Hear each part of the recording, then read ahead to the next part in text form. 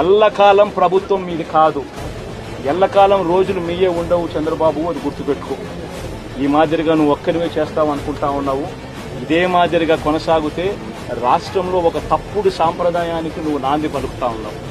నువ్వు వేసే ఈ బీజం, నువ్వు వేసే ఈ తప్పుడు సాంప్రదాయం, రేపొద్దున నువ్వు వేసే ఈ బీజం చెట్టు అవుతుంది. రేపొద్దున నువ్వు ఏదైతే ఇత్తుతావో అదే పండుతుంది. రేపొద్దున మళ్ళీ మీ గ్రామాలలో మీ కార్యకర్తలకు ఇదే పరిస్థితిని, ఇదే మాదిరిగానే మళ్ళీ జరిగే కార్యక్రమాలు కూడా జరుగుతాయి.